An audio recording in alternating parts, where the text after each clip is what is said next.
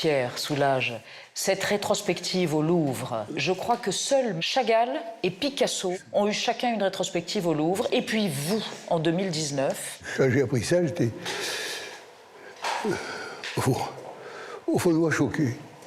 Choqué? Impressionné, mais penser que toutes ces choses admirables qui sont là ont été décrochées pour mettre mes toiles, C'est bouleversant.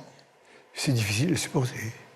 En Occident, le noir est assimilé au deuil, à la mélancolie, le soleil noir de la mélancolie. Enfin, ailleurs, c'est le blanc. Alors ailleurs, c'est blanc. La plus grande partie de l'humanité considère que le blanc est le deuil. Absolument. Vous avez juste renversé le paradigme. Je n'ai pas dit noir, c'est une erreur. J'utilise la lumière. D'ailleurs, l'autre jour, un collectionneur qui aime mes toiles est passé à l'atelier et a découvert des toiles toutes préparées, comme celles qui sont derrière vous, avec du noir. La plupart des artistes qui achètent des toiles, la toile est blanche. Et moi, je commence sur une toile noire. Et quand je commence à peindre, avec du noir sur du noir, c'est pas avec du noir que je peins, c'est avec la lumière. Alors pour ce moment, c'est ça l'éclairer. Si c'était du noir, ça ne changerait pas. Et c'est une explication simple. Très. Et réelle. Qu'est-ce qui s'est passé lors d'une nuit en 79, qui a été la nuit de l'ange en quelque sorte, où vous avez basculé à la faveur d'un ratage dans une révélation? C'est comme le mot de Samuel Beckett, rater encore, rater mieux. Et vous avez inventé l'outre noir. Parce que je me suis rendu compte que je poursuivais une idée et il y avait quelque chose de beaucoup plus important qui se passait. Or, comme j'étais fatigué, je préférais aller dormir. Et quand je me suis réveillé et que j'ai vu ce que j'avais fait, j'ai compris brusquement que je faisais une autre peinture, que c'était plus la peinture que je faisais avant, mais que ce que je venais de commencer, c'était une autre peinture. Ça ouvrait un champ immense. Infini. Et nouveau. C'est à ce moment-là que j'ai écrit des choses où je parle du rôle important du spectateur. Oui. Je dis qu'une peinture, c'est effectivement un objet, un homme qui l'a créé et un autre qui la regarde. Et il vit une expérience face à l'œuvre. S'il se déplace, les reflets ne sont pas les mêmes. Si la lumière change, ce n'est plus la même peinture qu'on regarde. C'est une autre manière de concevoir une œuvre. Et dans mon cas, comme il s'agit au fond du reflet, mais pas n'importe quel reflet, parce que la lumière reflétée par le noir n'est pas la même que si elle était reflétée par une autre couleur. Il y a une nature, une qualité de reflet différente. Mais ce qui importe, c'est la lumière. Vous peignez debout, au sol. Au sol. Pourquoi? Les mouvements sont plus normaux. On n'a pas la pesanteur à vaincre quand on est sur une verticale. La pesanteur joue un rôle. Et au sol, elle n'en joue pas. Et c'est quand même bien pratique. Maintenant que je fais des toiles qui dépassent ma taille, j'ai ici des toiles qui ont 4 mètres de haut.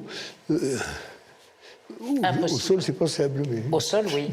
À la verticale. Pierre Soulages, vous avez connu tous les présidents de la République depuis Charles de Gaulle, depuis le général de Gaulle. J'ai même échangé quelques mots avec de Gaulle. Lesquels? C'est de Gaulle qui, parce qu'on m'a présenté à lui, m'a dit Maître, on me dit que la peinture française est malade, avec sa voix particulière. Qu'en pensez-vous? Qu'est-ce que vous avez dit? Je lui ai répondu non, bon, elle n'est pas malade, mais elle est attaquée. Vous lui avez parlé comme un militaire? Ça l'a beaucoup plu. Il a appelé Malraux. Oui, Malraux. Il était cherché Malraux, il a répondu. Ni de Gaulle, ni lui m'ont dit par qui il était attaqué. Et pourtant, il savait très bien. Par qui? Par qui? Par qui? Par les Américains, surtout. Mais c'était le mauvais moment où ils étaient très mal avec l'Amérique. Est-ce qu'Emmanuel Macron est venu dans cet atelier, le président de la République? Oui, une grande visite. Avez-vous été intéressé par sa sensibilité? Ah oui, et sa curiosité. Il est venu avec sa femme. Il est resté longtemps? Plus longtemps que Mitterrand? Oui, déjeuner, il s'est même attardé à l'après-midi. Mais il devait rentrer parce que dans la soirée, il avait rendez-vous avec Merkel. Ça m'a amusé quand même. Je voudrais avoir votre sentiment sur cette chose énorme dont tout le monde parle. Pierre Soulages est l'artiste français vivant qui a fait des records lors d'une vente aux enchères, 10 millions de dollars, un record symbolique. Qu'est-ce que ça vous inspire? Dans les problèmes de financiers. De spéculation? Ça existe, bien sûr, mais c'est une sorte de jeu. Puisque vous parlez des prix, les pays où il y a les plus grandes fortunes sont les pays où les tableaux valent le plus cher. C'est pas la France. Non. Pas encore. Bien que nous ayons de grands milliardaires. De grands collectionneurs. Qui sont aussi de grands collectionneurs. Dites-moi quelque chose, Pierre Soulages. Vous vous êtes véritablement marié à minuit, oui. En noir, oui. Avec votre femme adorée, Colette. Oui. La mariée était en noir. Moi aussi. Mais... Par malice? Non, par plaisir. Par plaisir. Et ami, oui. Vous pourriez me parler de ce coup de foudre que vous avez eu avec Colette, votre épouse, à la faveur d'une discussion sur la présence qui émane d'un tableau où elle engueulait des jeunes gens qui ne comprenaient rien à l'art, et vous avez été ébloui par sa sensibilité? C'est pas tout à fait comme ça. C'est comment? Elle était en train de répondre à de grands imbéciles qui lui disaient que Picasso, c'était de la peinture métèque. Et elle a dit, qu'est-ce que c'est métèque? Et je lui ai dit, écoutez, je me suis approché de ce groupe. Elle était très violente, j'étais étonné parce qu'elle était très, très faible, très mince, très fragile. Et c'est de grands idiots. Je lui ai dit, écoutez, vous faites du prosélytisme. Et là, nous avons découvert que nous aimions les mêmes choses. Quand on parlait de Saint-Savin ou de Tavan, personne ne savait ce que ça voulait dire. Maintenant, on le sait. Ce sont des chefs-d'œuvre romans, enfin, de peinture romane, mais elle les connaissait très bien. Et ça, c'était déjà... énorme. Et puis, on s'est aperçu qu'on avait tellement de points et d'intérêts communs que ça serait bien qu'on se marie. Et on s'est mariés tout de suite. Ça a surpris beaucoup parce que... Quoi? Me connaissant comme on me connaissait. Parce que vous étiez un séducteur? Je n'ai pas ça, oui, enfin... Enfin, un peu. 1m90 de séduction. Bon, je ne sais pas si c'est ça, la séduction. La taille, vous voyez? La tête. Peut-être. Le regard. Oui. Je voudrais savoir pourquoi vous travaillez dans votre atelier depuis tant d'années en tournant le dos à la mer Méditerranée. Je tourne le dos à beaucoup de choses que j'ai dans mon atelier. Oui, vous tournez le dos à beaucoup de choses.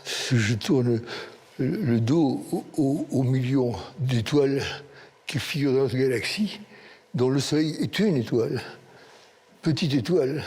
Je tourne le dos à ça, mais je le sais.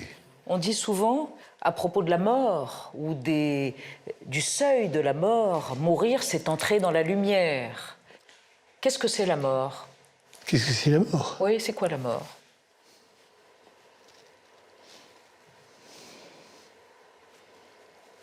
Une vraie vie ne peut être réellement une vraie vie que s'il